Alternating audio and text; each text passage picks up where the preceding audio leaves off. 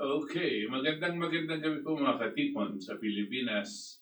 Ito po ang ating katipunan na muling sumasa inyo mga tagapakinig upang magbigay ng mahalagang impormasyon, magbigay liwanag at higit sa lahat, makinig sa inyong mga daing at kuro-kuro hinggil sa mga problemang patuloy na nagpapahirap sa ating kalagayan at kabuhayan.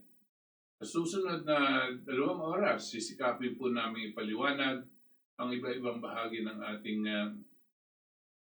ekonomiya. Ang iba-ibang bahagi ng ating ekonomiya at ang mga mabibigat na local and international issues na may malaking epekto sa ating buhay at kinabukasan. Ito po ang inyong katipon na si Butch Valdes. Kasama ang si aking partner dito na si Itos Valdes, kasama ang iba pa na ating katipon dito tulad ni Roxanne ng Save the Nation Movement at ng Katipunan ng Demokratikong Pilipino at ng Philippine LaRouche Society. Kami po dito ay nag-aanyaya sa inyo na makibahagi sa ating talakayan sa pagsusuri ng mga kasalukuyang problema at paghahanap ng kaukulang solusyon.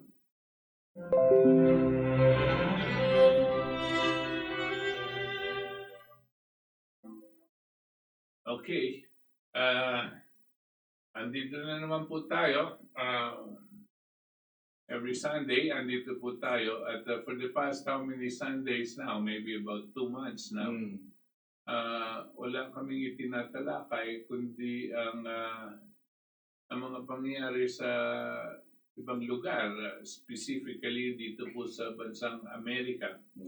Kung mapapansin niyo po, none of the mainstream media dito po sa atin, sa Pilipinas ay binibigyan ng pansin itong mga pangyayari at ang mga panglalaban ng mga conflict na nangyari sa bansang Amerika.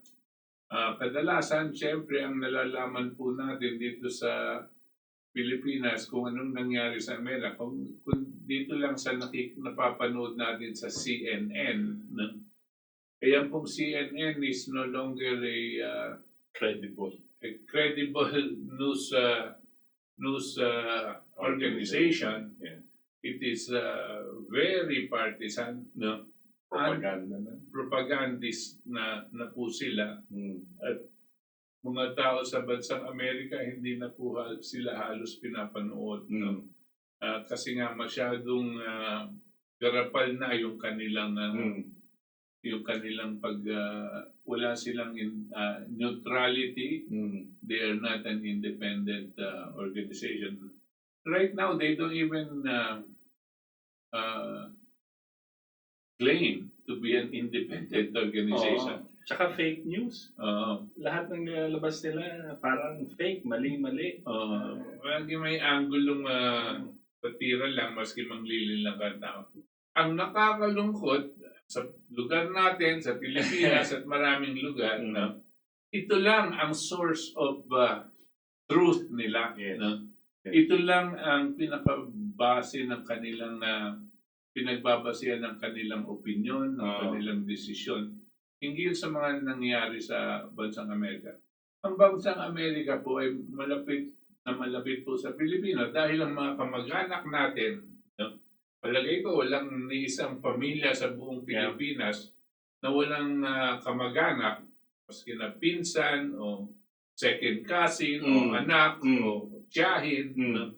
Na nagtatrabaho sa bansang Amerika. Yeah, our history with America. Our joint history from the turn of the century. That's right. Until today. We are unique in that aspect with America. Kasi pati na we go back, Declaration of Independence, our own Declaration of Independence, our independence movement is aligned with America. So, and we were colonized in a sense. They took over during the turn of the century up until World War II, 1946, and so on. So our relationship is very unique with America. Nung pong panahon, di ba meron po tayong panahon ng mga Kastila, di ba? tapos linabanan natin yung Kastila, tapos yung mga Spaniards, nagkaayusan sila ng Amerikano. Kunwari, mayroong Spanish-American War, 1 hour. pero binenta lang tayo ng, kasi colony tayo ng Spain para tayong pag-aari. Ibinenta tayo sa Amerikano ng $20 million. No?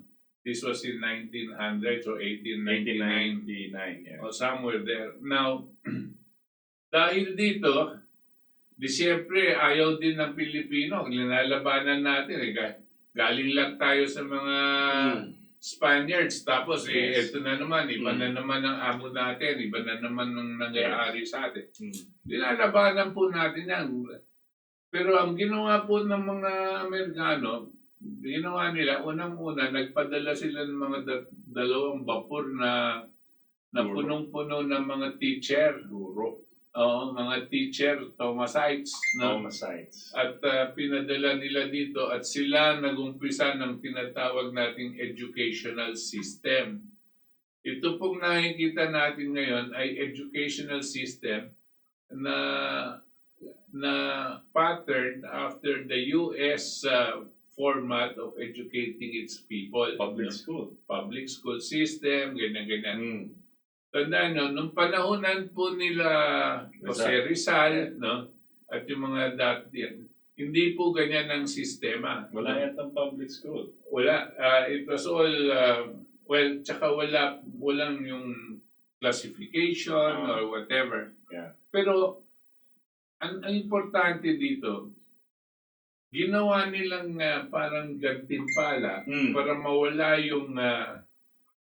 yung revolutionary spirit ng Pilipino na lumalaban sa mga kumukukup sa ating bansa. Ginawa nila through the education system, pinapadala nila sa Amerika para mag-aral. At parang gantimpala. The way they did it. Yeah. From that time on, many Filipino families felt it was like a improvement of their life, no? To be able to send one of their members to study there, no? And eventually to work there, no? Para makapagsabi pagdating dito, galing na ako sa Amerika, no? Ganyan. And naging part of our culture yan. Yes. Pero remember po, turn of the century, isa lang po yung superpower sa mundo, and it was the United States of America. During the 1900s, sila po yung pinakamadaming production of steel, sila po yung pinakamadaming barko na pinoproduce. Remember, 1900s, po, pababa na po, wala na po yung Spanish Empire, yung British Empire, medyo pababa na rin. Itong Amerika umaangat. Pero, I wanted to emphasize, yung Amerika po, marami rin, ang nangyari po, nung napapunta tayo sa Amerika, they took us over. Even within America po, dun sa kongreso nila, saka sa mga debate nila sa Senado, gano'n, marami sa kanila ayaw. Sabi nila, ba't tayo magko-colonize ng Pilipinas? Hindi naman tayo empire. Right. We fought against empire, just like they fought against empire. So Filipinos fought against the concept of a monarchy. Right. Or a few families. Kasi Republican po ang tawag doon, na parang sabi ng mga senador doon sa US at the time, Mark Twain pa nga, diba? Sabi niya, hindi dapat tayong napunta yan sa atin, pero bigyan na natin ng kalayaan yan, hindi tayo colonizers. Doon po sa kanilang konstitusyon, no? Ang kanilang posisyon po, pag ganyan, wala silang kukunin na mga colony na gagawin nilang pag-aari. As a matter of fact, nakikita nyo po, if you read the history ng Amerika, tayo lang ang naging colony dito sa bandang lugar ng Asia. Tayo lang. Ang mga may colony po, yung mga British, yung mga Spaniards, mga may Dutch, no? Pero tayong kaisa-isang colony ng bansang Amerika, no? Ah, dahil hindi sila talagang colonizers, no? Yes. But that was their history. And then si tawag dito, FDR. yeah. So moving forward, so by the 1930s po, syempre may laban-laban yan. May mga tao rin po sa Amerika na gusto maging colonizer. May mga taong ayaw, sabi nila dapat yung patriots, dapat yung Pilipino, pabayaan nyo na bansa nila yun. Pero may iba, sasabihin nila, hindi, para tayong Britanya, pwede rin tayong mag-colonize. So yun ang laban nila doon. Anyway, fast forward, moving towards 1932, na-elect po ang isang Franklin Delano Roosevelt. And Franklin Delano Roosevelt started to say, 1932. yeah, 32. and he started to put together the groundwork for which the Philippines was going to be let go. Given independence. Given independence, we didn't have to fight for it anymore. Yung isa pong colony ng Amerika, dito lang sa katabi nila, itong tinatawag natin Puerto Rico. Yeah. No? Yun po. Tapos dito na tayo sa Pilipinas yung isa. No? Galing din sa Spain yan eh. Diba? Kasi galing sa Spain yung Puerto Rico. As a matter of fact, the reason sila pumunta dito sa Amerika, kasi nakakagera din sila sa Spain dito sa bandang Cuba. Tapos nagkagera sila. Ang ginawa ni Teddy Roosevelt na sinugod nila yung Pilipinas. Iba si Teddy Roosevelt kay Franklin Delano Roosevelt. Magpinsan lang sila. Pinsan, pero iba yung pananaw, iba yung principle. Kanya yung pong mga issue tungkol sa balanggiga, mga yan. Yun yung ginawa ng mga Amerikano. Ang namumuno doon si Teddy Roosevelt, Theodore Roosevelt, hindi yung Franklin Roosevelt. Si Theodore Roosevelt, yun ang sinasabi po natin na siya yung gusto maging colonizer ang Amerika. Tulad natin dito, mayroon tayong mga mabubuting presidente, tsaka may mga traidor tayong presidente.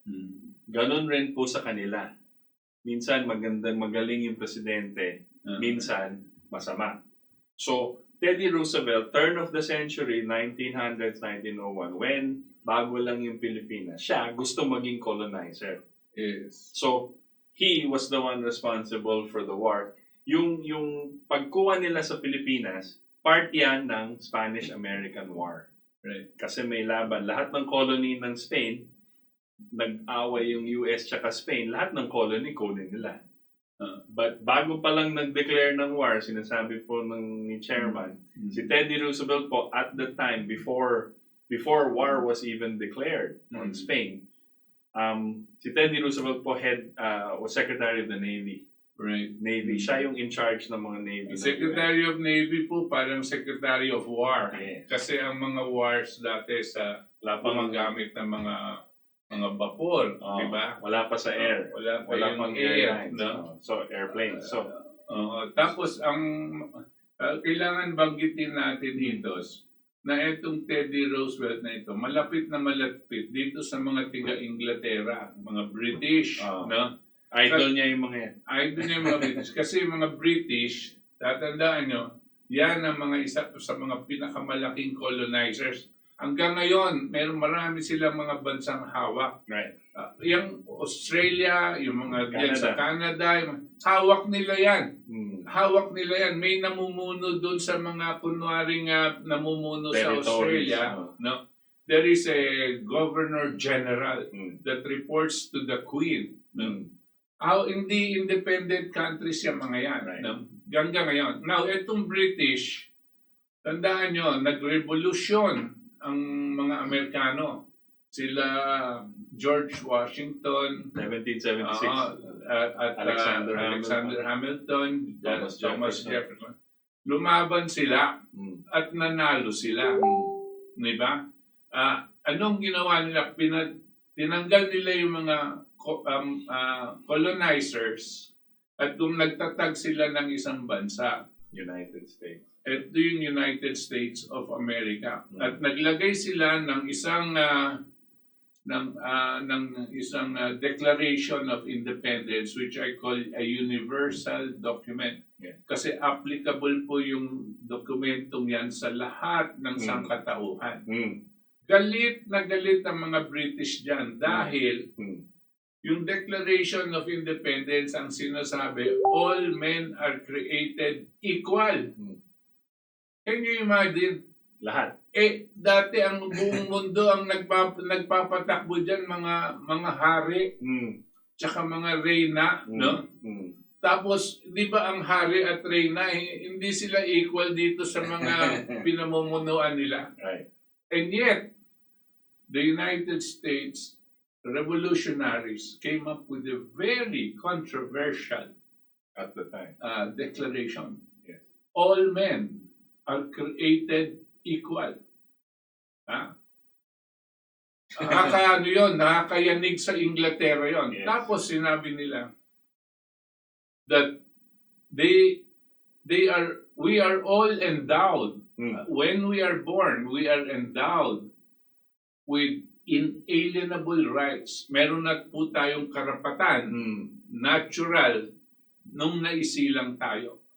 Rights to life, and liberty, and the pursuit of happiness. Yep. These were inalienable rights because you are a human being, you were born, you have these inalienable rights. Creator. Again, given by the Creator. Okay, again, let me emphasize, these rights were not declared by anyone before that because the whole world practically was being run by emperors, kings, mga hari at hari, monarchies. Monarchy. Kings and queens. And yet, this group of people revolted against that, against all odds, and created a nation. Right. Based on those principles. Based on those principles. Kanya galit na galit ang British na pinatalsik nila. Bakit? Kasi takot sila na itong mga prinsipyong ito na pinaninindigan para maitatag ang isang bansa, no? nitong mga Americans, early Americans, nila Benjamin Franklin, founding father, ay gagayahin at makahawa daw yung mga ibang mga populasyon sa mundo na hawak ng mga British. Ideas. Yung mga ideas. Kukunin po nila, gagayahin. Bakit hindi rin kami? Bakit hindi din kami? Oh. Wala namang kaming hari. Yeah. Pero pwede din tayo pala magtatag ng isang bansa. Right. All men are created equal. That's why they call it a republic. Yes. No? Walang hari, pero we can govern ourselves. Right. This is what the British, up to now, the reason they are trying to destroy the United States. Kanya, i-fast forward po natin, practically every step of the way, may ginagawa sila, naglalagay sila ng mga agents, mga deep state. Mga agents sa mga iba-ibang administrasyon para sirain o kaya para patayin ang mga presidente ng bansang Amerika. Magagaling talaga and patriots. Kita niyo po mga ginawa nila kay Abraham Lincoln, McKinley, sila McKinley, John F. Kennedy, at sabi ng mga iba, pati daw si Franklin Roosevelt. Yes, many attempts. Maraming attempts sa kanya, pati na yung gabing namatay siya, questionable dahil inanunsyo na lang na patay na siya. No? And all of these things are happening. Why? Because ginagamit nila yung bansang Amerika para inaano nila itong mga British, gusto nilang gamitin para ituloy yung paghahawak sa buong mundo. No? Kasi dati, ang British ang talagang colonizers empire yan eh, no? Ngayon, ginagawa nila, bibilhin nila, at influence nila mga politiko dito sa bansang Amerika, no? Para hawak pa rin nila yung mundo. That is the way they did it. Yeah. Because ang problema hindi naman problema, pero ang nature ng isang republika ay may eleksyon. Pag may eleksyon, may mga nabibili na kandidato. At pag binili mo yung kandidato, sa'yo na yun. Hindi po ba? No? Tapos gagawa siya kung ano yung gusto mo. No? I wanted to add lang. Ang declaration po, balik po tayo sa Declaration of Independence, sabi ni Chairman, it was a threat, direct threat to the British Empire. Yung pamumuno nila sa buong mundo. Sa larangan ng politics, economics, lahat na. Ang dami nilang colony. But it was also a threat to the system of empire. Yeah. Yeah. So, pati sa mga monarkiya ng Pranses, Spain, everybody, lahat ng may colony, threat po ang dokumentong yun. Bakit? Kasi, ang dokumentong yun nagsasabi, nagtayo kami ng isang bansa base sa isang prinsipyo na lahat ng tao sa buong mundo ay equal, created equal, and have inalienable rights. Ibig sabihin, yung karapatan na yon hindi siya binibigay ng estado o ng hari. Pag napanganak ka, karapatan mo na yon, bigay ng Diyos, bigay ng to the universe, to be free, rights, life, meaning may karapatan ka mabuhay, freedom, kalayaan, walang makakatanggal sa iyo ng kalayaan, and the pursuit of happiness. Yeah. So pag bawat sanggol, ngayon, imagine itong dokumento, nagtayo sila ng isang bansang ganyan. Ngayon, Pilipino ka, nasa ilalim ka ng Spain. Wala kang karapatan. Gusto mo mag-aral, ang anak mo, hindi pwede, hindi ka mayaman. Hindi ka na papayagang mag-aral. Nakita mo tong dokumento.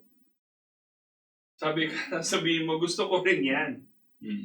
Dito. Ibig sabihin, lahat tayo equal. Wala kaming sinasantong hari. Walang hari dito. Walang hari-hari, walang queen, walang mga prince na ganyan. Walang royal family.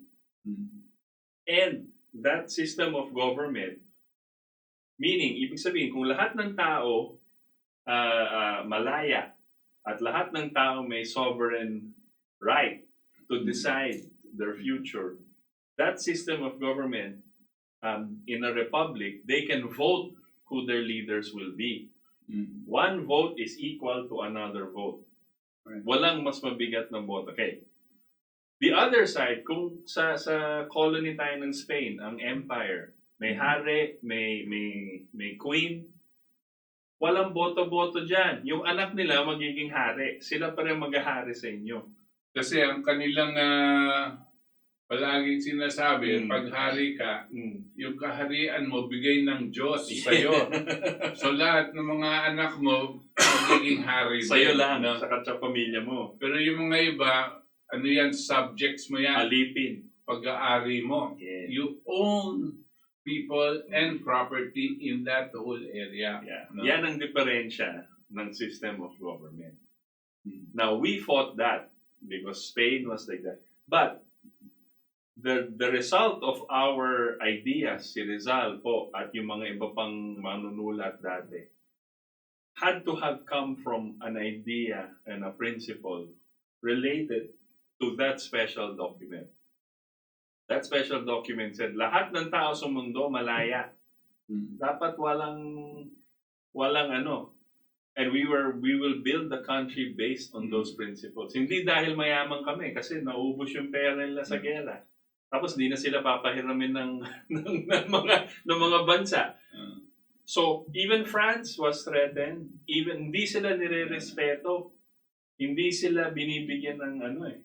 But you must remember, no, that that document, Declaration of Independence in the U.S., Mm. was done on 1776, Yeah. and which was the time that they started their revolution against the British, no, sa Amerika. Ngayon, yung panahon ni Jose Rizal is about more than 100 years. Yeah, About 1860s. 100 years after that revolution. Yeah. It is not said, it is not written, Yeah. no, by much of what we read about. No? Mm. But I am almost certain, no, that that spirit of revolting against a colonizer, no, because of oppression and because of tyranny and all of that, no, was in the minds of these heroes of ours. Yes. No? And they must have discussed this, Yes. and they could have said, if they can do it there, we can also do it here. That is why they started to form revolutionary groups, no? And thoughts. They started And ideas. Ano ba yung mas magandang system ng gobyerno para sa atin? Mm. Kahit doon sila sa Spain, Mm. nagdi-discuss na sila. Mhm. Tapos yung dito, sila Bonifacio, who are here, who, by the way, is not, is an educated individual, si Bonifacio, Yes, ha? yes. Hindi siya yung ano lang, kaliwa lang na nag-iingay dyan. Hindi siya leftist lang na nagrarally-rally o hindi siya. He's very educated. Educated siya, intelligent. And Intelligent. he could,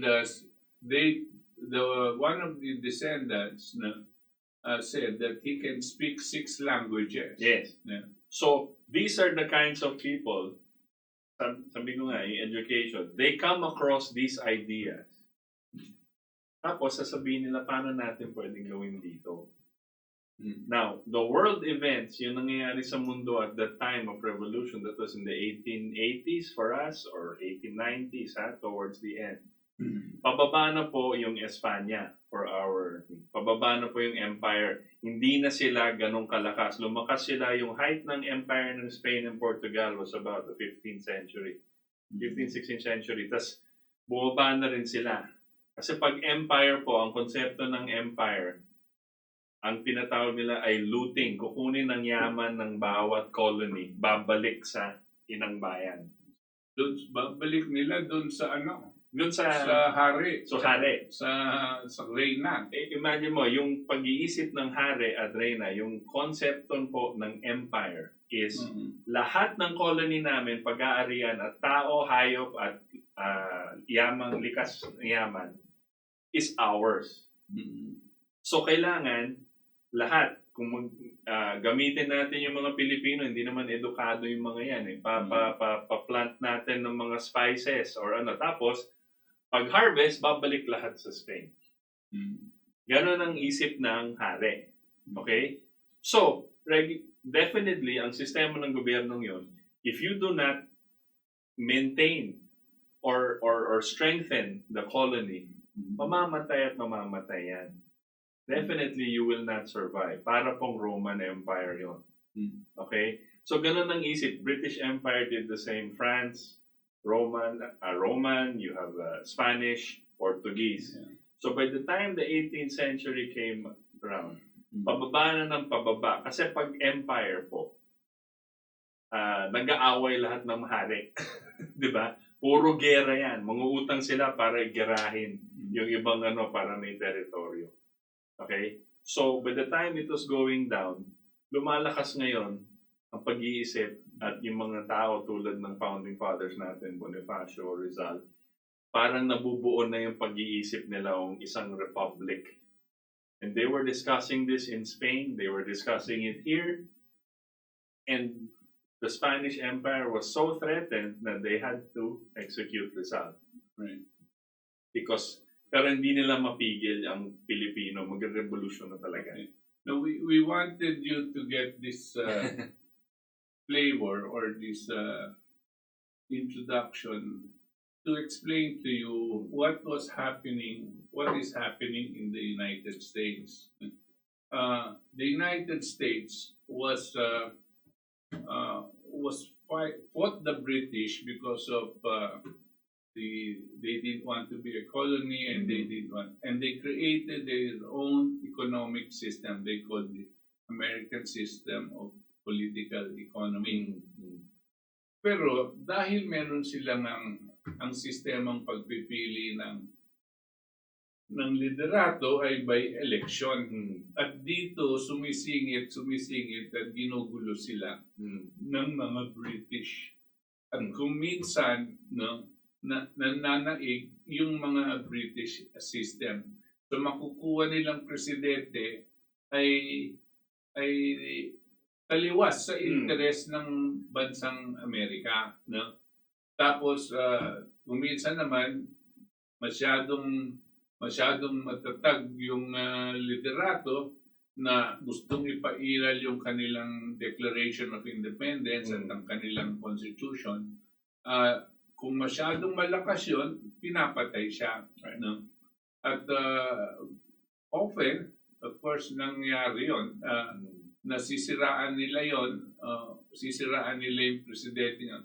Lalong-lalo na kung sa kanilang palagay, sila ang nagpondo ng kanilang kandidatura. Ang ginagamit nilang pampondo, itong mga malalaking bangko.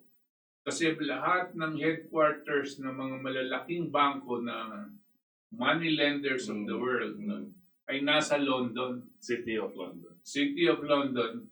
At itong Wall Street na naririnig natin, Wall Street sa bansang Amerika, ay doon ang kanilang tinatawag na merkado. No? Merkado kung saan sila nagne-negotiate at kumikita ng pera. Ang Wall Street po ay siyang pinupuntahan ng pera ng buong mundo.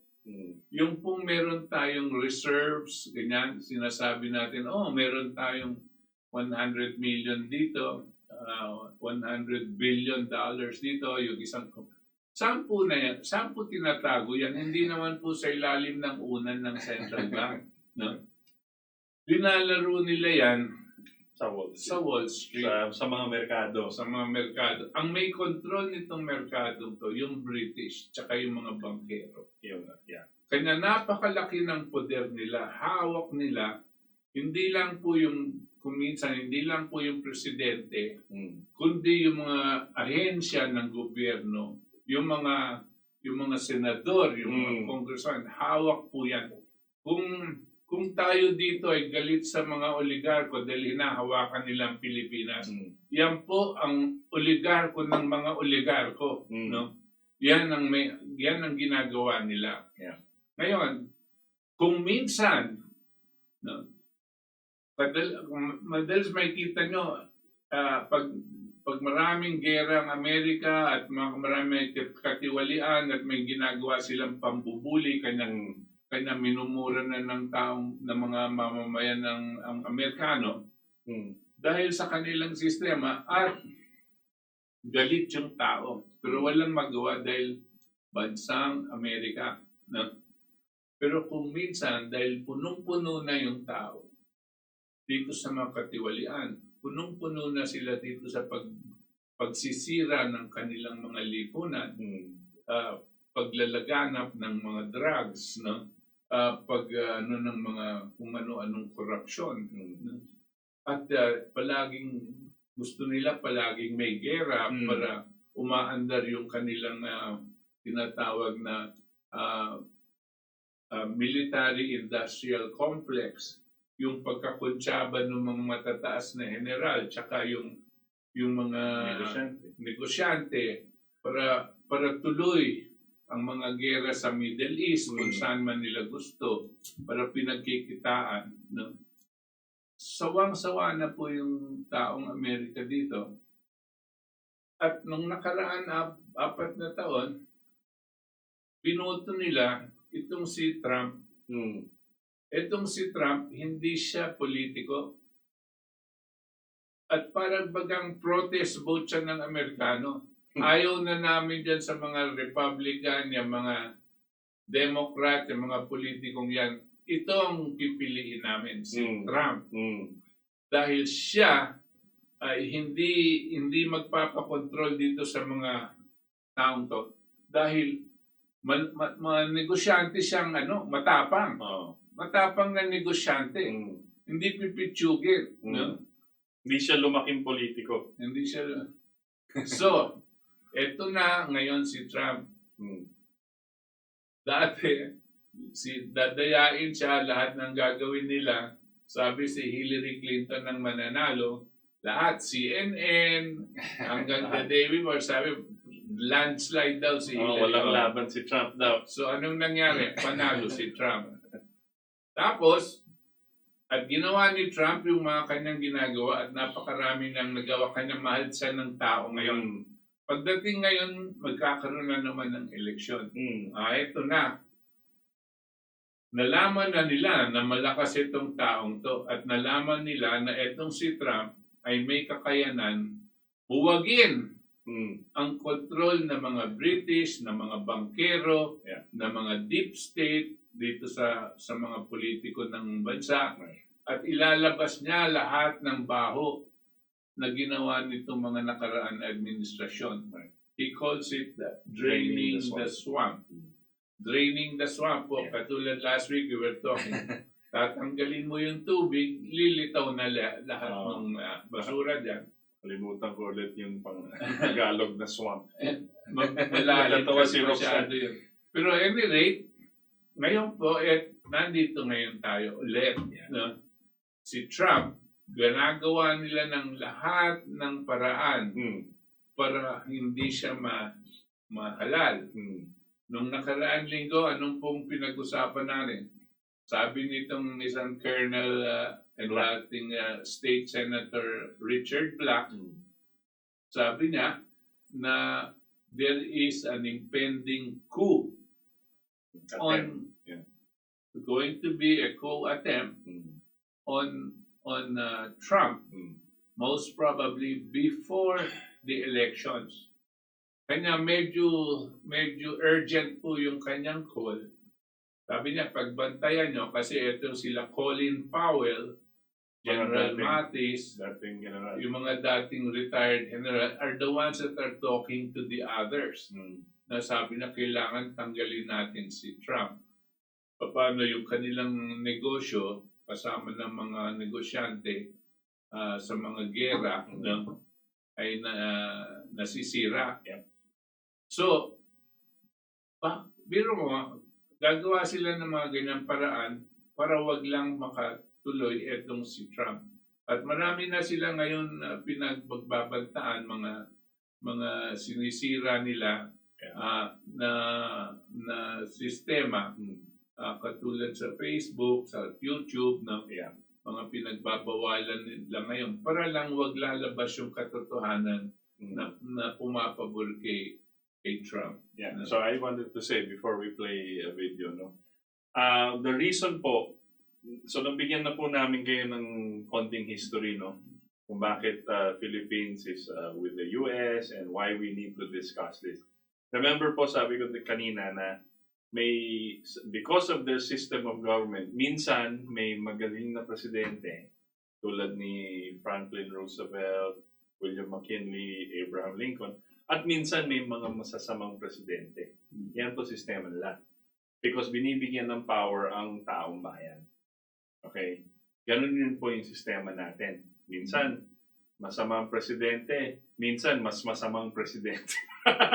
Madalas masama ang presidente. The past how many years. So, but that's our system. And it gives people the right to participate. Okay? Okay. Ngayon, itong election po, si Trump, this is the most important election because in the history of the US, we feel. Because why we are talking about this now po is because this is not a normal election na parang kahit sino ilagay mo dyan, tuloy-tuloy. Ang gustong mangyari ni Trump, ibalik yung US sa kanilang founding principles that all men are created equal and that every man has the right to life, liberty, pursuit of happiness. Because in the last 20 years or so, masama po yung mga naging presidente ng US. Tuloy-tuloy yan. At yung mga policies nila. So, ngayon, kita nyo, lahat ng CNN, lahat ng major news media, lahat ng tinitira si Trump. Pinapalabas na masama siyang tao, racist siya. Lahat fake news. Okay? So we are one of those channels online that have been talking about these things. Ngayon, ang ginawa po ni Trump, ang lumitaw the last 3 years that he's been president, 3.5 years, na ipakita kung gaano ka bias, gaano ka fake ang mga mainstream media. CNN, NBC, lahat. At pati na, dahil wala naman tayong totoong media dito na nag-iisip talaga at saka independent, kinukuha lang nila yung news nila. Lahat ng media natin dito, oligarko may-ari. So they will just get the news from CNN and Associated Press and Reuters. Lahat niyan nakapakete na para sirain si Trump. So the last 3+ years, ipinakita ni Trump yon. Nakita na ng tao na ganito sila. So ginamit nila yung online. Diba? Social media. Social media. Gumawa silang sariling channel sa news. Gumawa silang Facebook Live. Palapit na tong eleksyon. Ngayon, lumaki at lumaki yung suporta kay Trump. Namumulat kasi yung mga pag-iisip ng tao through this alternative media, which is social media online. Pati na po ang ating katipunan, KDP, dito tayo sa social media. Kasi mahirap pumasok dyan sa traditional media. Okay? Kasi mahal, tapos hindi ka makasalita ng maayos at anong gusto mo sabihin. So itong social media, lumaki at lumaki to, tas ginamit po nila Trump ang mga tao na nakikinig sa kanya upang siya yung naging research arm ng Trump. Binibigyan nila ng clues, tapos nag-research yung mga tao na nakikita nila yung mga katiwalian, yung mga corruption dyan sa One of the recent ones, yung pinaka-recent na nakita natin, palapit na po eleksyon, pero one of the recent ones na bulgar o na lumabas ay itong issue ng corruption ni pamilyang Biden, ni Joe Biden po, yung kalaban po ni Trump sa eleksyon, Democrat. Ang lumitaw ay tumatanggap ng pera yung Biden family, ginagamit tong anak ni Biden, tawag si Hunter. At korupsyon sa mga negosyante gusto maging maimpluwensya sa at ginagawa niya to. Kilala ba nila si Biden? Si Joe Biden? Si Joe Biden ang kalaban ni Trump sa eleksyon pagka-presidente. Yes. Si Joe Biden nasa Democrats. Kaya ang kalaban po ni Trump. So ito, lumalabas at lumitaw through social media at lahat ng tinatawag na digital army ni Trump ay lahat ng clues, nag-research po sila, nakikita nila yung mga trace ng mga emails, mga ganon. Tapos, ang nangyari, lumabas to, malaking issue to. Kahit hindi nila pinapalabas sa mainstream media, kahit dito walang sinasabi, lumabas to sa social media, pumuputok po ito. Twitter, Instagram, Facebook, lahat na. Google, lahat na. Tapos biglang isang araw, 2 days ago, 3 days, tinanggal ni YouTube ang lahat ng content creators na nagbibigay ng programa sa Amerika. YouTube. Sa Amerika to. Hindi, tinanggal nila. So even here, we cannot access. So we cannot access what they yes. So lahat ng content creator po, kunyari channel, para tayong pinigil, sabihin ng Facebook, out yung Katipunan, wala man lang warning, wala man lang ganyan. Yan ang ginawa nila. So Twitter, pati sa Twitter, tinanggal nila lahat ng accounts na favoring Trump. Hindi po pwede yun. Violation po yun sa kanilang laws. May batas sila eh. Pero nakita nila kung gaano ka loko itong mainstream media, tsaka ngayon yung tinatawag na big tech, big technology companies, parang big pharma, yung malalaking pharmaceutical companies. So that is what's happening now. Ngayon, may isang newspaper, tinatawag na New York Post, naglabas ng mga storya ni Biden. Special. Yung mga corruption ni Biden, yung mga email, kinoconnect nila. Ngayon, itong editor-in-chief, hindi siya pinayagan i-post sa Twitter o sa Facebook niya o sa Instagram niya yung storya niya. Malaking ano yan. Editor-in-chief siya ng New York New Post. York Post, ha? New York Post is one of the oldest newspapers in America. It was put up by Alexander Hamilton, 1776 pa ho yun. Or maybe little later. The point is, it was one of the oldest and most respected. Tapos, pinigil ng Twitter. Ngayon, nagkakagulo ngayon sa States. So, we want to give you another background.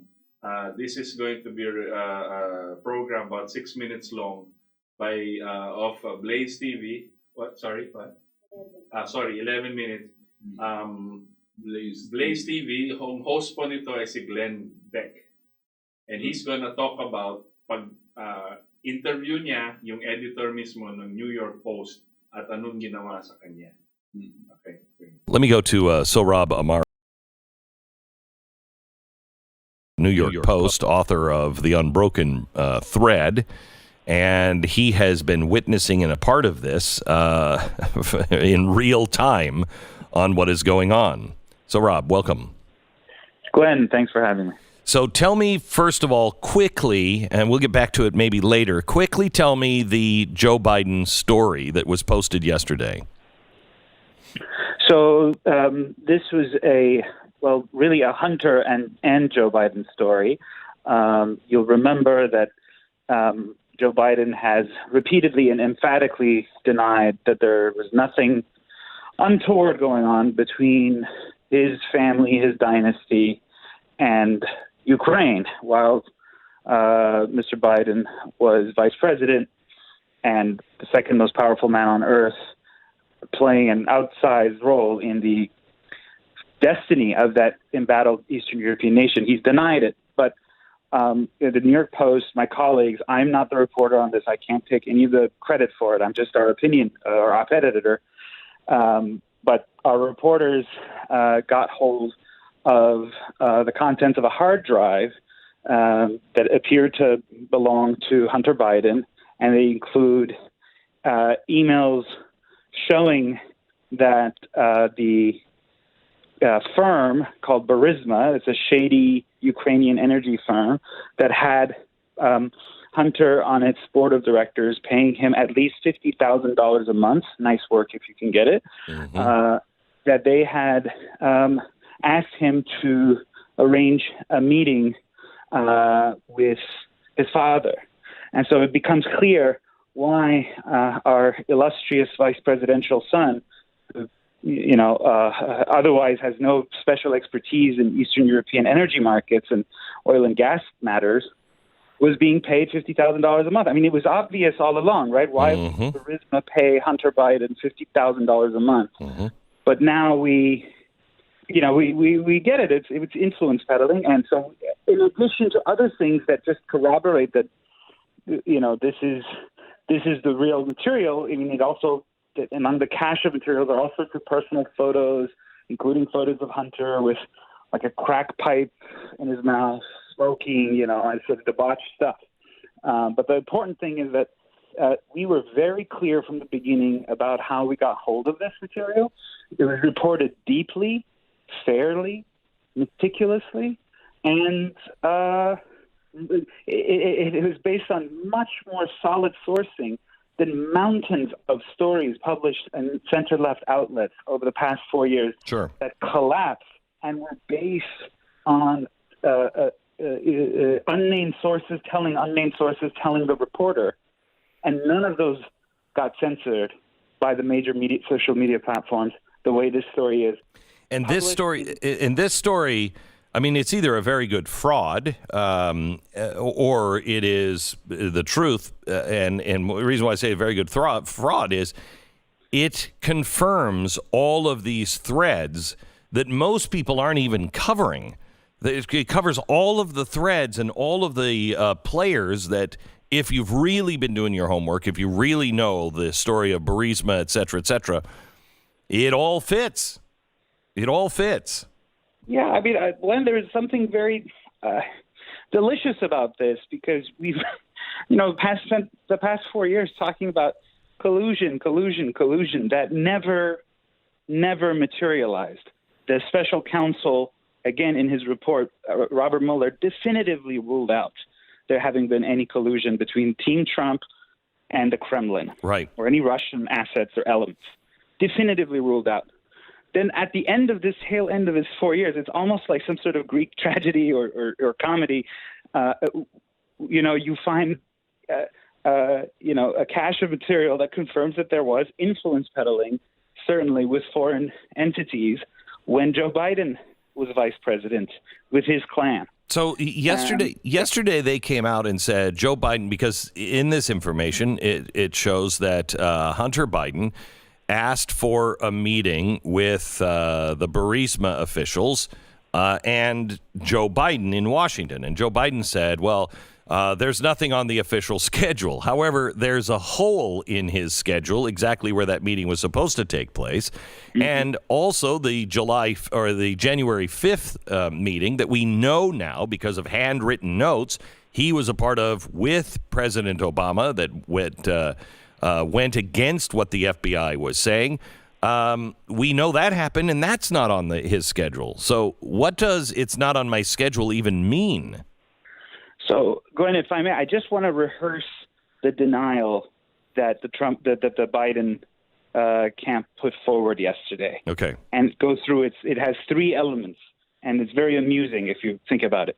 So the first element says a bipartisan committee found that, Joe Biden had done nothing wrong in Ukraine, concluded that. That's a non sequitur. We have new evidence. So it does whatever the various congressional bodies found, fine. That's very nice, but we have new evidence. That's we have the smoking gun or the smoking crack pipe, if you will. Mm-hmm. So that I can rule that. The second one was the Post did not tell us that Rudy Giuliani was involved in obtaining this underlying material. Okay, but plenty of newspapers don't go around saying who their sources are. So that, again, is a non sequitur.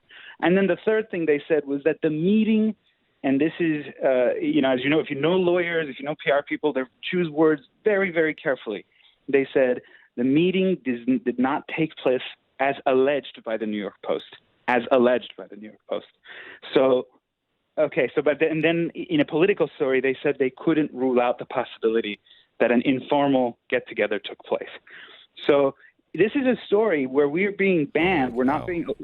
Facebook has reduced distribution. They said they had, and you can't post it on Twitter. This is a story where the complainant has not disputed really any of the facts in the story, right? The person who's being accused.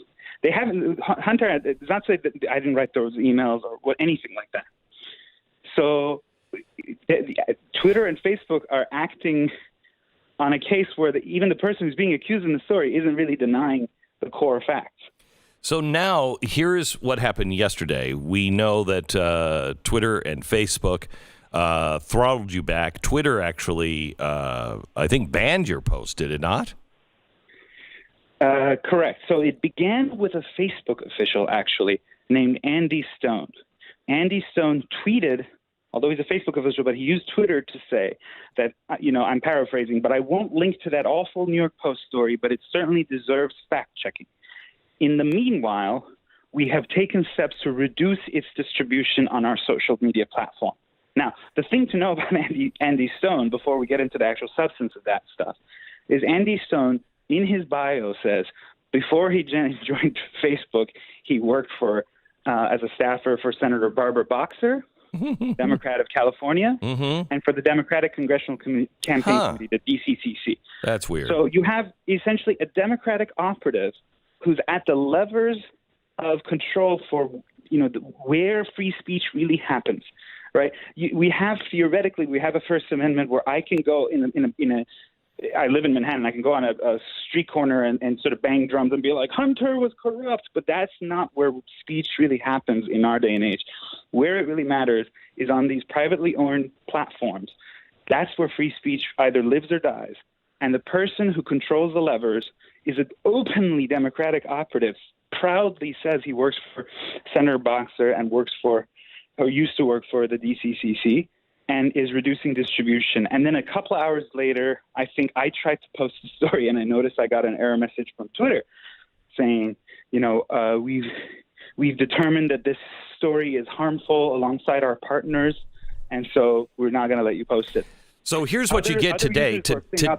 Today, when you get the post of, hey, make sure you read our follow-up, you're not going to get it because they're not circulating it. But I tried to click through on the story, and it says, warning, this link may be unsafe. The link you're trying to access has been identified by Twitter or our partners as being potentially spammy or unsafe in accordance with Twitter's URL policy. This link could fall into any of the below categories: malicious links that could steal personal identification or harm electronic devices, spammy links that mislead people or disrupt their experience, violent or misleading content that could lead to real-world harm, or certain categories of content that, if posted directly on Twitter, are a violation of the Twitter rules. Back to the previous page or ignore this warning and continue. That is so damaging to not only your traffic, but also your reputation, that I think there's a lawsuit to be had in that. Well, I will leave that to our legal team. But what I will say is that we are talking about America's oldest continuously published newspaper that was founded by one of our founding fathers, Alexander Hamilton. And I get goosebumps when I say that about the Post. And so, this is not some sketchy website where they can do this to without consequence. This is an old newspaper, a beloved newspaper in New York City, a paper that's a local paper but also has a national and global voice and imprint. And, the closest thing to an argument I saw from a Twitter safety thread they had put up, they said, this includes, information that was, unauthorized for release. Well, my Twitter friends, let me tell you about the Pentagon Papers. Let me tell you about the Trump tax story. All of journalism is practically built on disclosing things that people don't want disclosed. That's the line of work that you and I are in, Glenn. So, I mean, what does that mean? So, nakita po natin, just to summarize po, yung kausap po ng host on the phone was the editor-in-chief of the New York Post. Na sinasabi niya kung paano siya hindi pinapayagan to link the story through Twitter. Ang Twitter kasi hindi malawakang gamit dito. Facebook yung pinakamalawakang gamit dito sa Pilipinas. Pero sa US and other countries, Twitter is very much used. Twitter po para siyang messaging app lang sa mundo. So, usually ginagamit yan to spread news far and wide. And ngayon, tinigil ng Twitter, walang explanation. Ito pa, ngayon, nakita ko lang ito sa Twitter kasi ako may Twitter account, di pa nila ako pinitigil. Pero Twitter refuses to unlock New York Post account. So yung buong New York Post account po, na-suspend ng Twitter unless Hunter Biden posts are deleted. Yung pong si Hunter Biden, anak po ni Joe Biden na kandidato laban kay Trump. Yung anak niyang si Hunter Biden, nakipagnegosyo at nakipag-deal dito sa mga tiga-Ukraine. Isa pong korporasyon ang pangalan Burisma. Malaki pong korporasyon ito at nasa energy yan, nasa gas at oil at kung ano-ano. Ngayon, ang ginawa nila para magaling yung connect nila sa Amerika, itong si Hunter Biden nagpresenta na tutulungan niya sila makilala si Vice President Biden kasi dati panahon ni Barack Obama. Parang ganun. Ang Vice President si Joe Biden. At pag makakonect sila, marami silang magpapasukan na negosyo together. No? So ang ginawa nilang board member etong Hunter Biden na walang kaalam-alam sa energy at wala. Basta linagay nila sa board ng Burisma at binayaran siya ng $50,000 a month. Na, ang kanyang commitment, maipakilala niya yung mga opisyal ng Burisma sa tatay niya, no. Yun lang. Meron pa siguro silang ibinibigay na iba pa. Yang Hunter Biden na yan, masamang ang background niyan. Unang-una, durugista siya, no. He was a drug addict, no. Meron ka bang litrato ni Hunter Biden? Yeah, Ilagay mo nga. He's just, tama. Hunter and Joe Biden. Yan, nilabas niya. Okay, yan po yung si Hunter Biden. Yung nasa kanan, yung si Joe Biden, yung tatay niya. Itong Hunter Biden na ito, siya yung itinutukoy na gumagawa ng paraan para magnegosyo. Ipapakilala niya itong mga negosyante sa Ukraine sa tatay niya nung vice president pa yung tatay niya. At binibigyan siya noon ng $50,000 a month para doon. Ang background po ni Hunter Biden ay hindi maganda. He said, marami siyang problema. Drug addict and wife beater and natanggal yan sa Air Force yata or Navy dahil sa paggagamit ng drugs. Droga. He was kicked out of the Navy because he was using drugs. No? Saka walang steady work, never siya walang trabaho. So, yun yung problema. But marami kasing background rin bakit siya ganyan. Medyo hindi rin maganda yung pagtrato sa kanya ng kanyang ama. At paano natin alam to? Lumabas kasi sa isang laptop ni Hunter Biden. Paano nalaman ba't pumutok itong storya? Ang pumutok itong storya dahil in one of the, hindi ko alam kung kailan to, siguro before Trump was elected or maybe recently. Pina-repair, binigay ni Hunter Biden ang kanyang laptop sa isang repair shop. Tapos hindi na niya binalikan. Ngayon, yung syempre titignan mo yung laptop, anong laman, titignan mo anong masama. Nakita niya po lahat ng itong mga litrato, videos, emails, lahat na nandun sa laptop. Ngayon, ito yung sinasabi nila kung paano lang nakuha.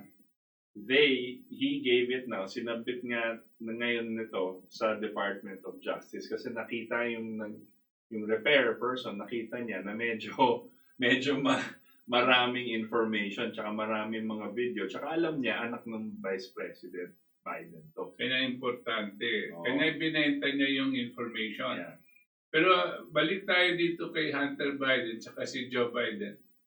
Nung pinapakilala niya nagkaroon ng pagkakataon talaga mapakilala niya, dinala niya sa opisina, pero hindi nila linista dahil confidential. No? At sabi nung mga nagwi-witness noon, binigyan nila ng pera si Joe Biden, para tulungan sila kung saan man negosyo ang papasukan. No? Yun ang storya na pumuputok ngayon sa Amerika na pinipilit isuppress ng lahat ng mainstream media. Yung CNN, ayaw man ibanggitin. Wala kang maririnig na pagbabanggitin. So, ang ginawa nitong, kasi yung Washington Post, print media yan. So, meron circulation, pero print. Pinasok niya sa Twitter, sa social media. Kasi social media, maraming ang makakabasa. Blinak siya ng Twitter. No? para hindi may labas at sinabi, we will not reactivate your account unless Tinanggal mo. you take out everything that has to do with Hunter Biden. No?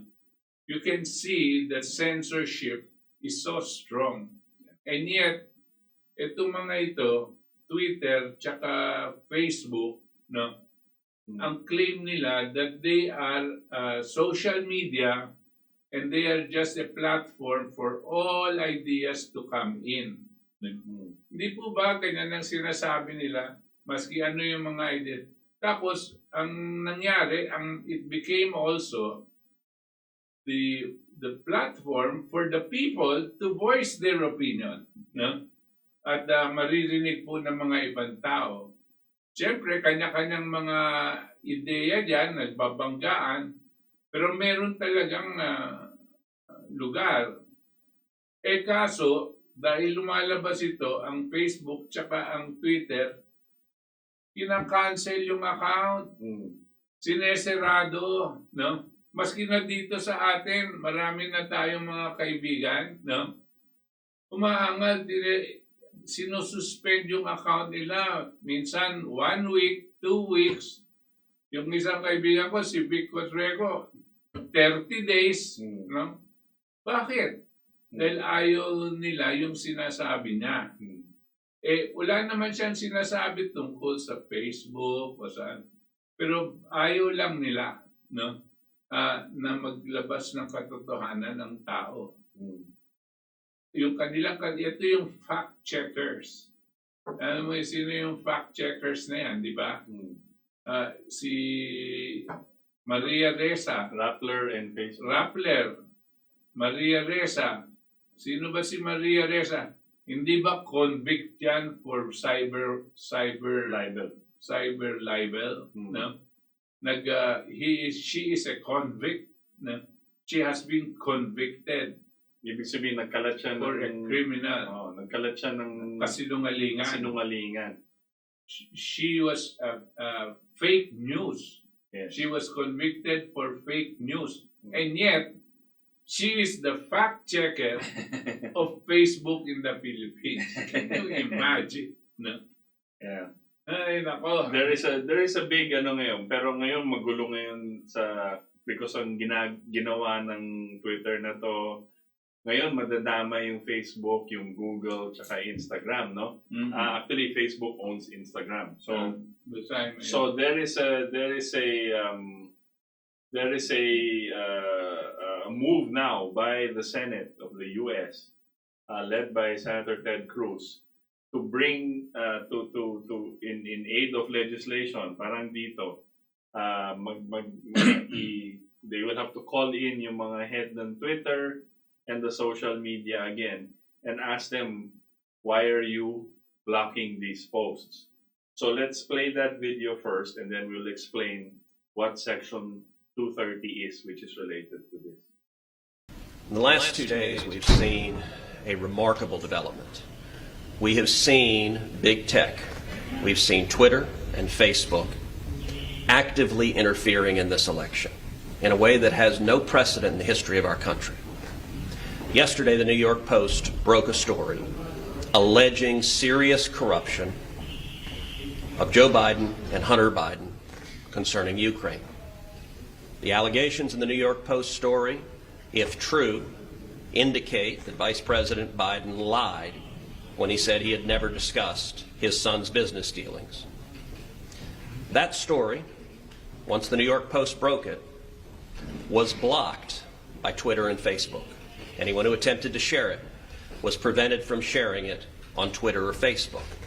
The New York Post itself, when it attempted to put out its story, was blocked on Twitter and Facebook. The New York Post has the 4th largest circulation of any newspaper in this country. Never before have we seen active censorship of a major press publication with serious allegations of corruption of one of the 2 candidates for president. That was last night. This morning, the story escalated and got even worse. The New York Post broke a second story of a series of emails that indicate yet more corruption, in this instance, the Biden family receiving millions of dollars from communist China government officials. Just minutes ago, I tried to share that story on Twitter. And Twitter is actively blocking, right now, this instant, stories from the New York Post alleging corruption and the Biden family receiving millions of dollars from communist China. This is election interference, and we are 19 days out from an election. It has no precedent in the history of democracy. The Senate Judiciary Committee wants to know what the hell is going on. Chairman Lindsey Graham and I have discussed this at length, and the committee today will be noticing a markup on Tuesday to issue a subpoena to Jack Dorsey, the CEO of Twitter, to testify before the Senate Judiciary Committee next Friday, to come before this committee and the American people and explain why Twitter is abusing their corporate power to silence the press and to cover up allegations of corruption. And let me be clear, I don't know if these New York Post stories are true or not. Those are questions Vice President Biden should answer. But Twitter and Facebook and big tech billionaires don't get to censor political speech and actively interfere in the election. That's what they're doing right now.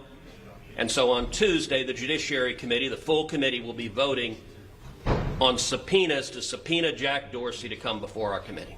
Can I ask a technical question on that? Can the Democrats delay that subpoena, or we can?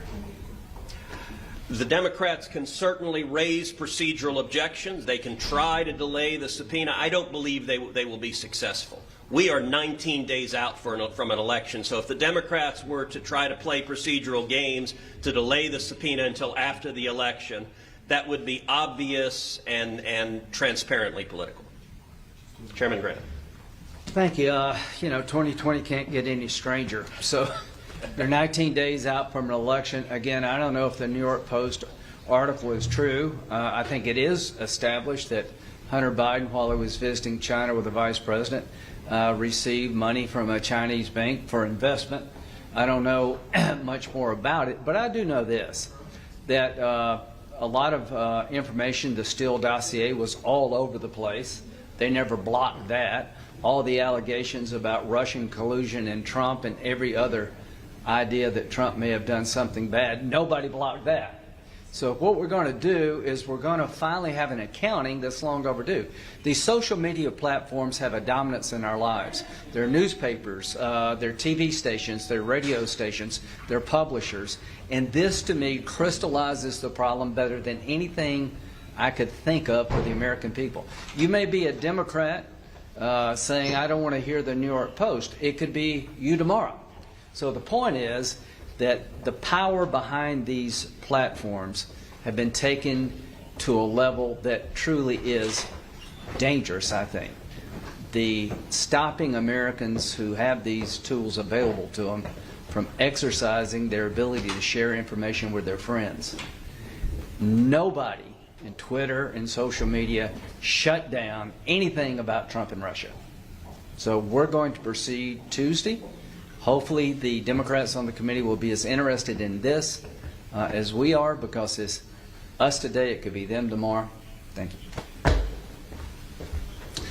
I want to say that obviously I agree wholeheartedly with the chairman, Senator Cruz. I think taking this action is absolutely necessary. Yet last night, the subcommittee, my subcommittee on crime and terrorism, invited both Jack Dorsey and Mark Zuckerberg to come and testify. I think a subpoena from the Judiciary Committee is absolutely appropriate and in order. It is absolutely vital. We believe in a free press in this country. We also believe in free elections, and the attempt to rig an election, which is what we are seeing here by monopolies, is unprecedented in American history. They have a lot to answer for, and I hope that we'll subpoena both Twitter and Facebook. They should both come. They're both engaged in censorship. They're both massive monopolies. They should answer to the Judiciary Committee. They should answer to the full Senate. They should answer to the American people, and that's what this is about, and I look forward to taking this vote and hearing their testimony to the committee.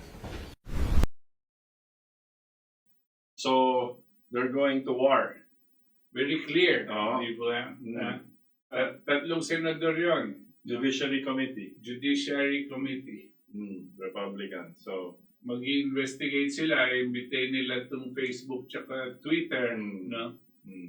Tatanong kung bakit sila nagsisensor, di ba? yes. Because, At gusto sabihin, nag-i-interfere sila sa election process. oh, No? yeah. Ayaw nilang payagan lumabas itong mga ito para malaman ng tao kung totoo nga o hindi. Yes. Di ba?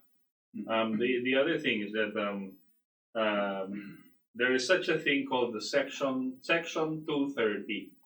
Section 230 is part of the Communications Decency Act of 1996.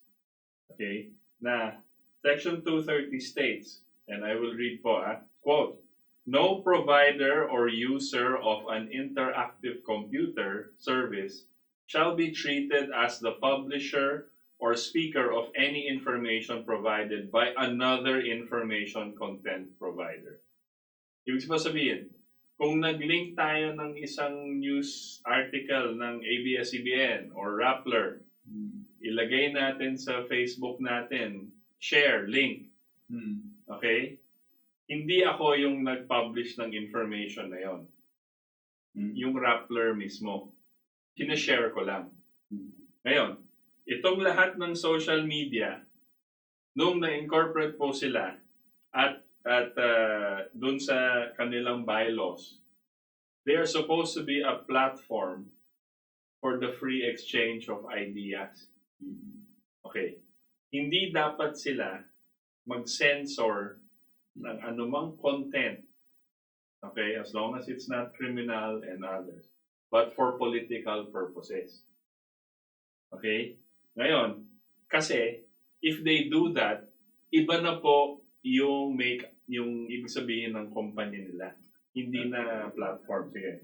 They're no longer just a platform of ideas coming in. Na? Because they are censoring. Gusto sabihin, they are answerable. At meron silang liability dyan. Pag nag-censor ka, kinakailangan, pwede kang kasuhan, no? At bibigay mo ang iyong reason kung bakit mo sinensor at hindi pinayagan lumabas yun. Katulad ng mga ibang mga pahayagan. No? Pag pinipili mo at meron pwede kang kasuhan. No? Yun ang sinasabi dito sa 238. No? Section 230. Section 230. Kasi, no? pag free platform po, iba po yung kumbaga sa legalese or legal language, iba po yung liabilities nyo. Pero pag the minute na nag-censor ka or hindi mo pinayagan i-share yung link dahil sa politics, dahil sa whatever, you're interfering with free speech. And the election process. And the election process and other things. And now, you have changed from becoming a platform, a free exchange of ideas, to one that is actively censoring free speech. Right. Now, that means hindi ka na pwedeng protektahan ng Section 230 ng law na yon. Ibig sabihin kasi nagpalit ka na ng anyo.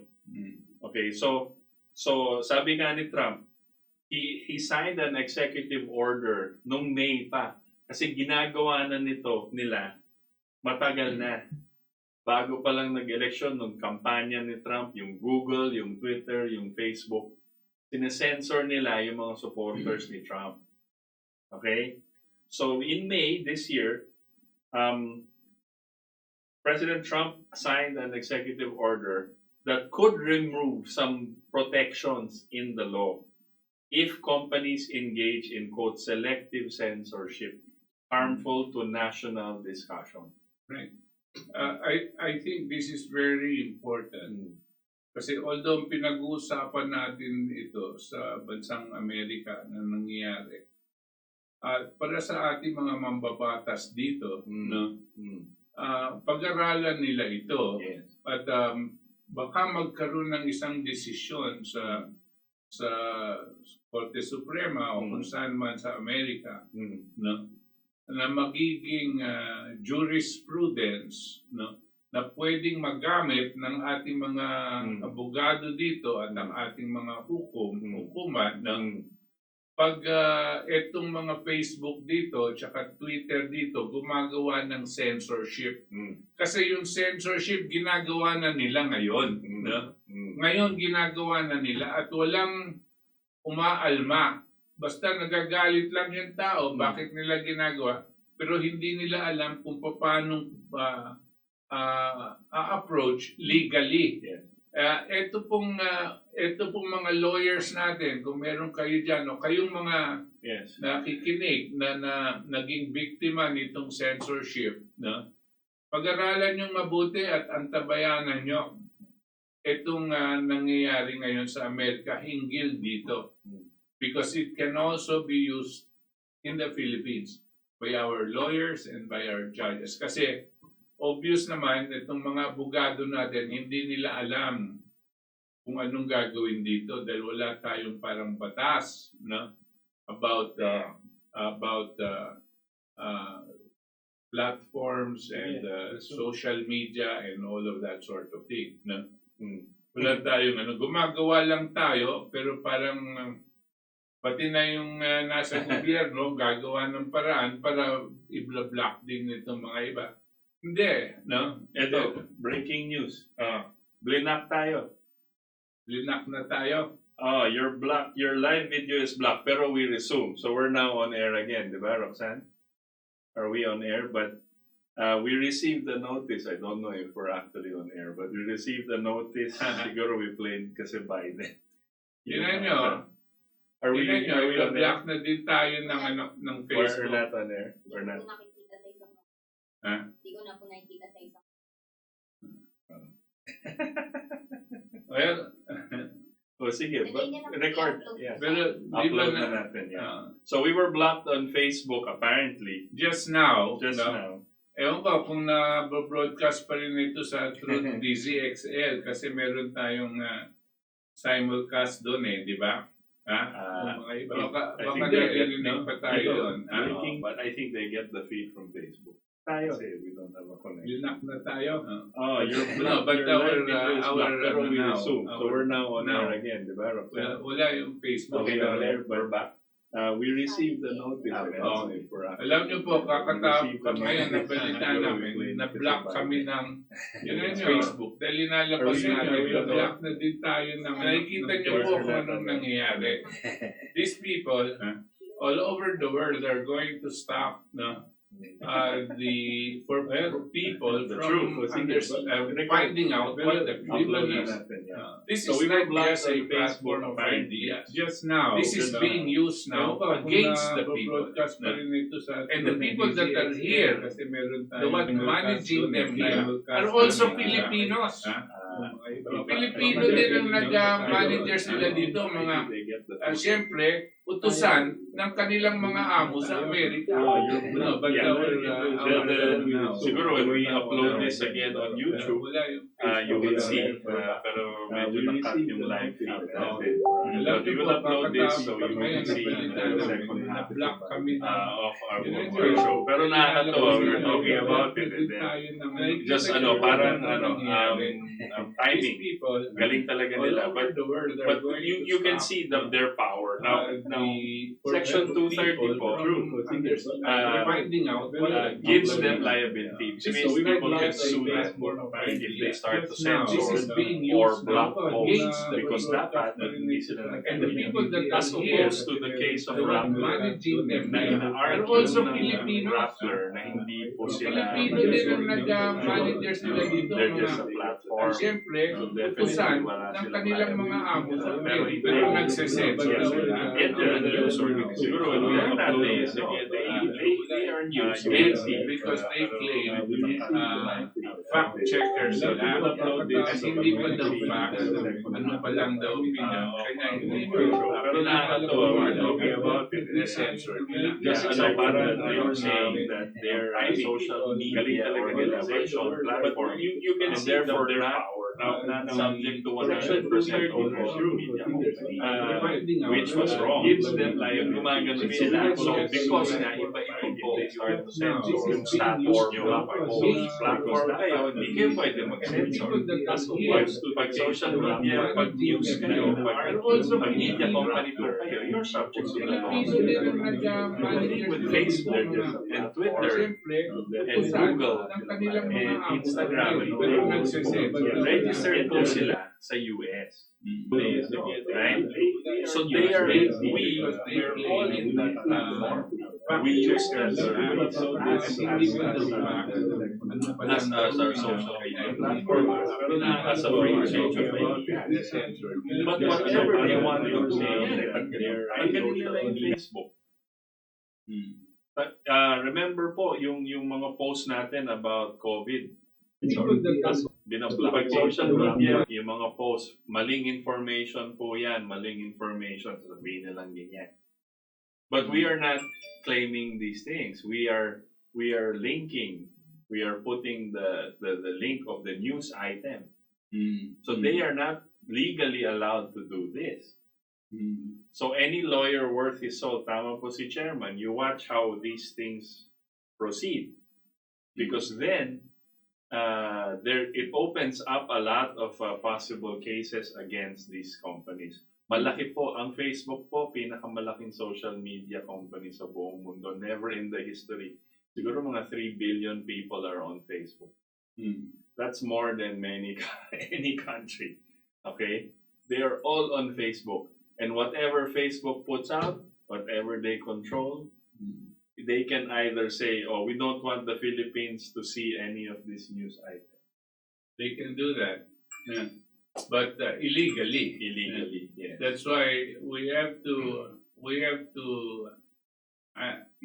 ang problema kasi itong mga senador natin, congressman, ang hirap maasahan, no? Yeah. Pero itong mga napuputulan, kausapin niyo po itong mga lawyers natin at para pag-aralan ito sa nangyayari ngayon sa Amerika, no? Yes. Para magkakaisa po lahat ng mga tao sa Facebook para barahin itong mga Itong mga dito, mga Pilipino, yan. Mga Pilipino ba si Maria Reza? Hindi ko alam. Ewan ko. Pero Indonesian yata. Indonesian Pilipino, ewan ko. Pero yung mga ibang workers nila dyan at yung mga manager nila, mga Pilipino yan, no? They're traitors. Traitors to the country. Yes. No? Treason. No? Treason yung mga yan. No? At kung magaling ang liderato natin, grabe ang patawan ng parusa dyan. No? Kung gagawin nila yan. They are actively working to bring down government. Right? So, I think that's simple enough in the Constitution. So, ang ginagawa po sa US ngayon, they're going to investigate all of these social media companies kasi malawak na po yung kanilang kapangyarihan. It's too big and they can do it. They're already breaking the laws. Kasi lumaki po sila because nga hindi sila news. Kasi walang bayad eh. So, pinayagan sila by the Communications Decency Act of 1996. Pinayagan sila lumawak na ganyan. Because nga sinasabi nila, hindi, free exchange lang to. Sign up free. Pumapasok ba yung mga comments pa rin? Hindi na po dito. Sa RMN po naka-play po siya. Yeah, okay. So we're still continuing in RMN. At least yung RMN, nandun pa tayo. Buti naman. 8:30 na. So as of now, naka-block po tayo sa Facebook. Dahil ayaw nilang isisiwalat natin itong mga nangyari, no? Lalong-lalo na sa bansang Amerika. Dahil kanya po natin sinasabi to, alam niyo po, dito po sa Pilipinas, walang nagbabalita sa atin kung anong nangyayari. Yep. Napaka-importante po itong darating na eleksyon sa bansang sa Amerika. Importante po yan sa lahat ng sangkatauhan in all countries and all populations of the world. Yep.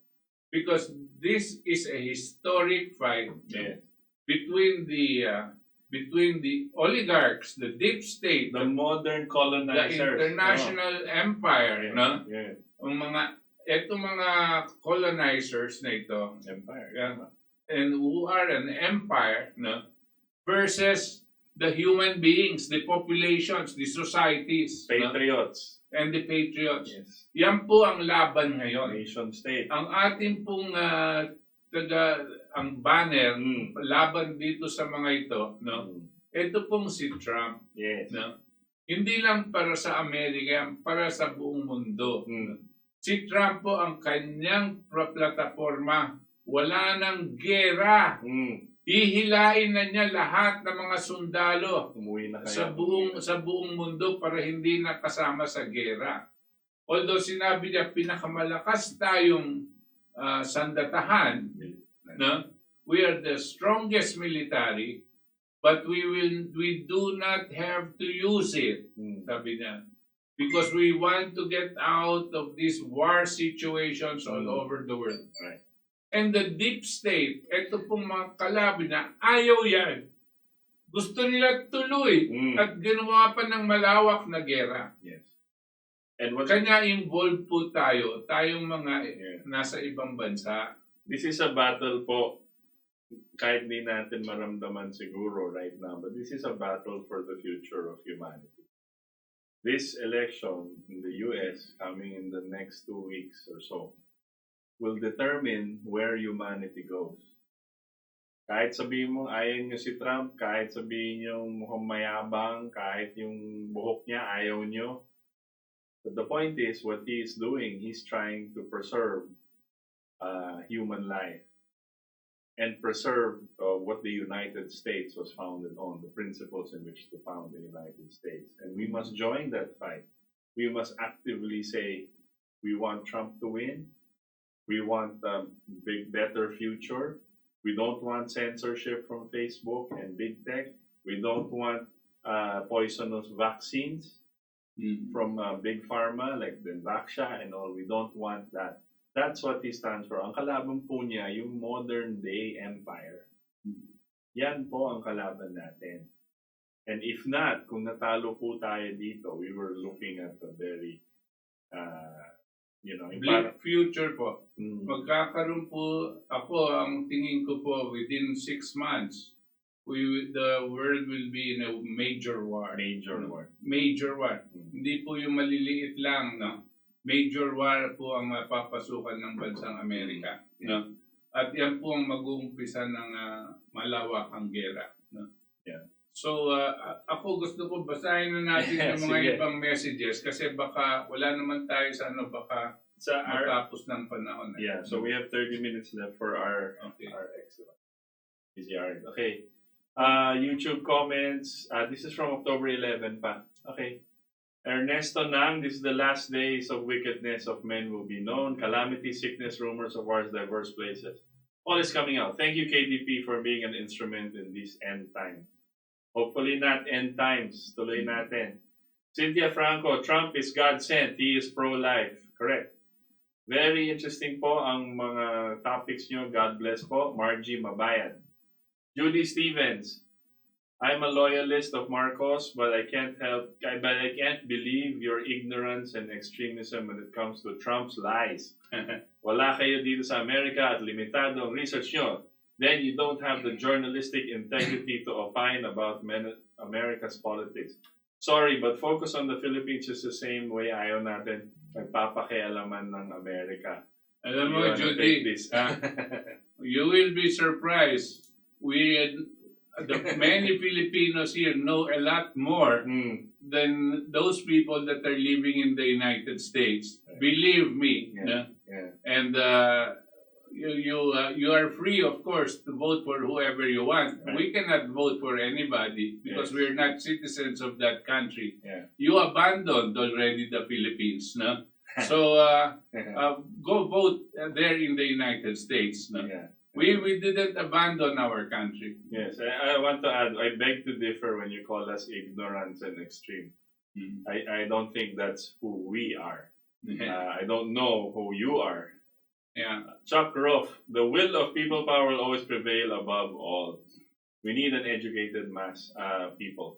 Yeah. Jose Lavin, member pa ng Clinton ng Secret Society ng USA. Bakit very powerful influences nila sa Congress? Regards, Sir Butch and Itas from Fairview QC. Manalo sana si President Trump, Godspeed.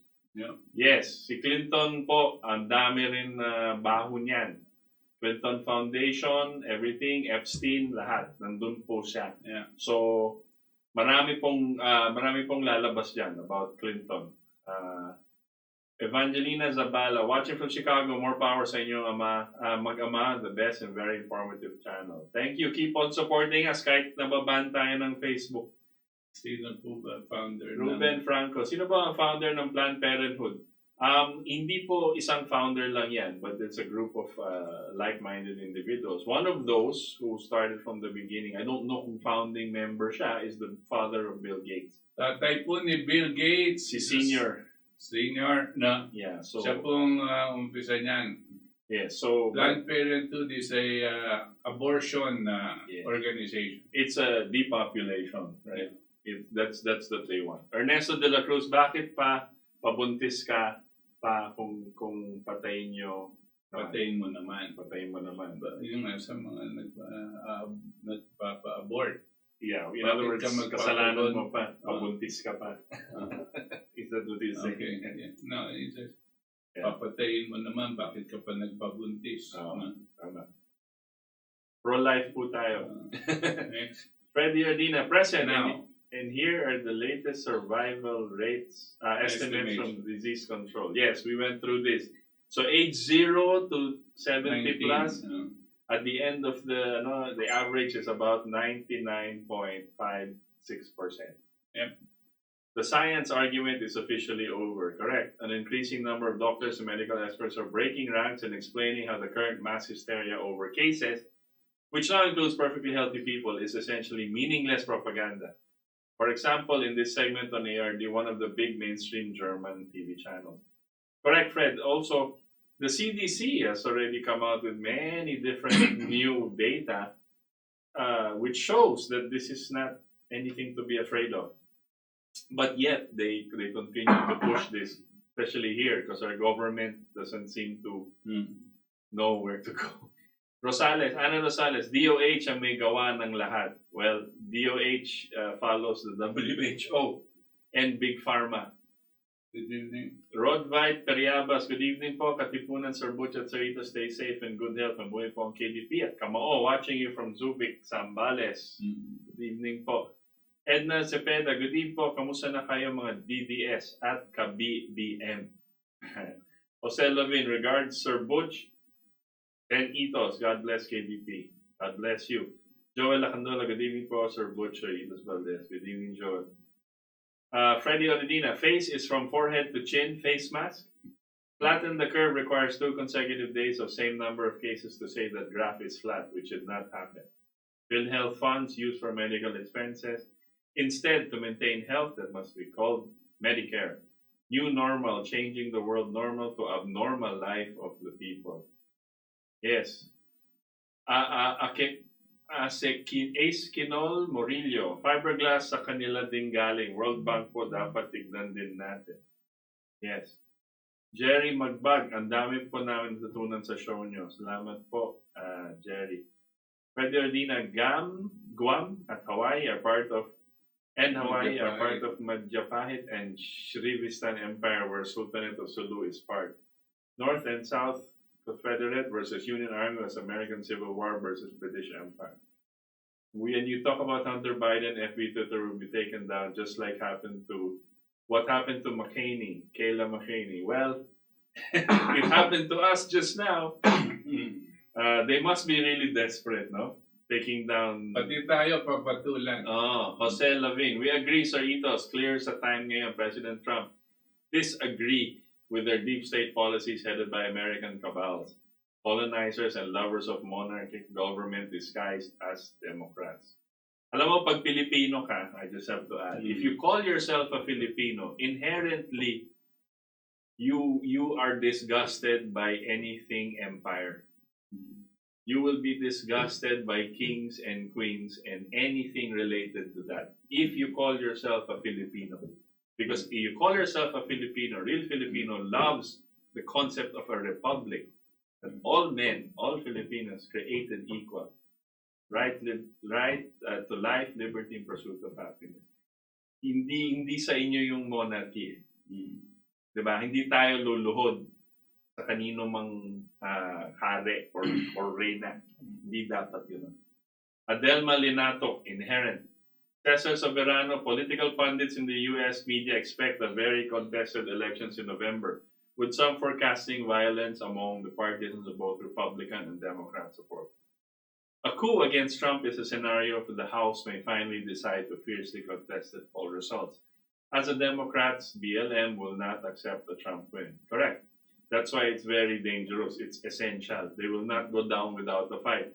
But if we are going to look at ano yung nangyayari ngayon, then desperate na sila, pati na din sa Twitter, sa mainstream media, binablock na nila. Sa Twitter and Facebook and social media, binablock na nila. Napaka-halaga yun. They're forced to do illegal things just to prevent Trump from winning. Freddy Orodina, Ukraine, Burisma, and corrupt PLA China elites is Hunter Biden. Got money found out from the laptop left to be repaired by Hunter. Yes. Marisa Kamba, grabe rin pala mga Democrats sa US, parang mga LPIGs din dito. Tama. You know, you're closer than you think. Yes. Because of the same network silang lahat. Under George Soros. Yung mga LPs, mga bata ni George Soros yan. Look at Rappler. Pati yung mga Rappler, bata ni George Soros yan. Lahat yan labang kay Duterte. And with the Yung leftists mga and environmental human rights, Oh. mga environmentalists, lahat yan laban kay sa mga kaliwa, mga komunista, mga bata yan ni George Soros. Pati na rin yung mga yung mga gustong Smartmatic. yun, George Soros lahat po yan. Yeah, that's the deep state po. Buong mundo po yan. Okay? Tama ka. Pareho lang. Jose Perez, opo. Grabe talaga influence sa Soros. Lahat hawak niya. Tri-media at social media. This cabal should be eliminated. Kaya bawal siya mismo at Hungary at Russia. Correct. But it has to be done by the people. It has to be done through this Trump. Nako, pag nakaupo si Trump sa second term niya, nako, ang dami niyang gagawin. Marisa Kamba, yes, dapat din ganyan din gawin sa FB Philippines yung sinabi mo kanina. Tama. We should sue them, no?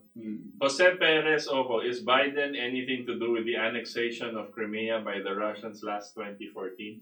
Mr. Biden's son Hunter joined the board of Ukrainian gas company. Yeah, that was subject of multiple corruption investigation. Yes, position that paid him as much as 50,000. Correct. That's exactly what the issue is, and not just in Ukraine, but that laptop contains so much more. Ang daming pong nakita dyan sa laptop, and it was a personal thing. So it was his laptop and his email. Hindi na yan question. So, hindi invento tong storya. Yeah. Lastly, yung Biden's, did Biden have anything to do with the annexation of Crimea? yes. I do not think so. No. Although at that time, they funded the overthrow of the president of Ukraine. No? Sinulan. Through this the CIA operation, they spent sila Obama, Yes. Barack Obama spent $5 billion getting an overthrow in Ukraine. Yes. Because of this overthrow, ang ginawa ng Crimea is like a separate state. No? Ang ginawa ng Crimea, nagkaroon silang referendum. Tapos yung referendum nila was whether to get themselves attached to Russia or not. No? So overwhelmingly, more than 90% ang nag-approve na they want to go to attach to Russia. And the Russian legislature took up the request, and they discussed this in Russia and approved the request. So Crimea went to Russia. Yeah. So and also nireplace nila, they took out, nag-regime change po sila, yun yung sinasabi ni Trump. Nag-regime change po they operated like this. Tinanggal nila yung elected government. Gumawa silang kaguluhan. They installed Poroshenko yata. There. Doon nag-umpisa na yung kanilang racket. La Biden.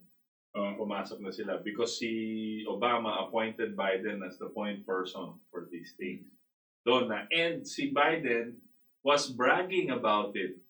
Yung nakita niyo, nandun pa sa YouTube yun eh. Nakita niyo, nagbabrag pa siya. Sabi niya, gago yung mga taga-Ukraine. Pero bahala sila, hindi sila magkaka-aid kung hindi nila gawin ang gusto ko. That's what Biden said. We will not give them any aid if they don't follow what I ask them. Yeah, then sabi ng president, you can't do that because this is already signed and all. We'll tell Obama, sabi ni Biden, sabihin mo, pinagyayabang niya po to. This was in 2014 pa. Pinagyayabang niya na ginawa, dinakmail niya po yung taga-Ukraine. Nandun po sa internet. So, I don't know what people are still, di ba? So, yun ang so pasensya na sa mga nawala ng comments, di ba? I'm about to send my comment, then you mentioned that you are black. Yes, I'm sorry. Yeah. Pero yan po ang ginawa ng Facebook sa atin. Yes. Watching you in DZXL, Del Mundo. Rodolfo Del Mundo. Yeah. The Lloyda Lumanog, nawala mga comments. My God. Yeah. Yep. Okay. That's who we're up against.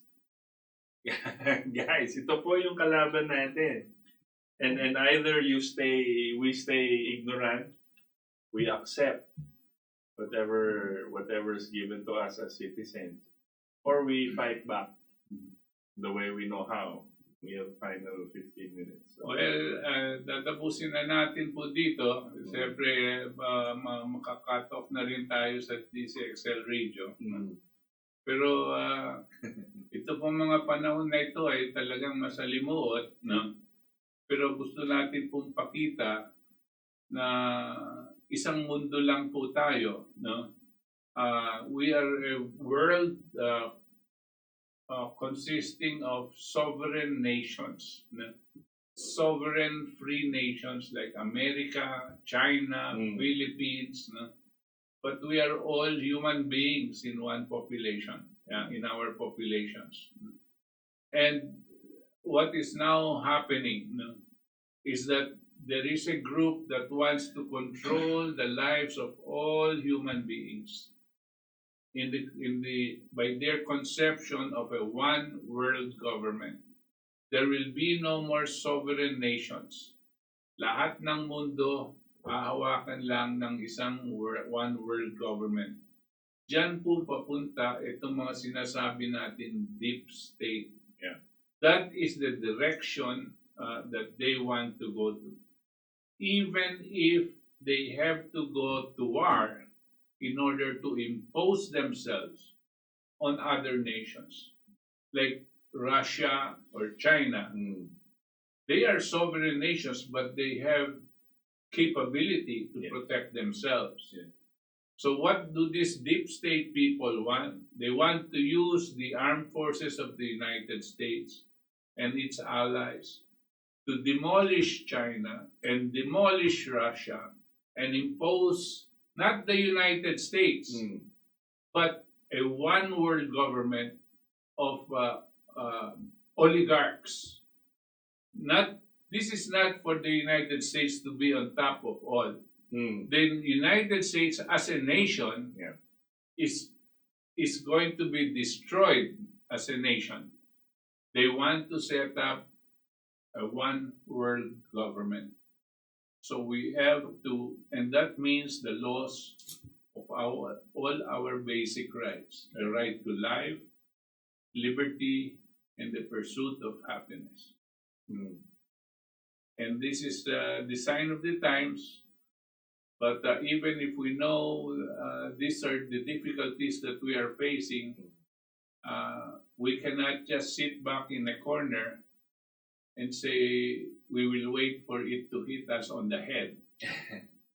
We have to fight and die fighting, because what we're fighting for is the lives of the coming generation.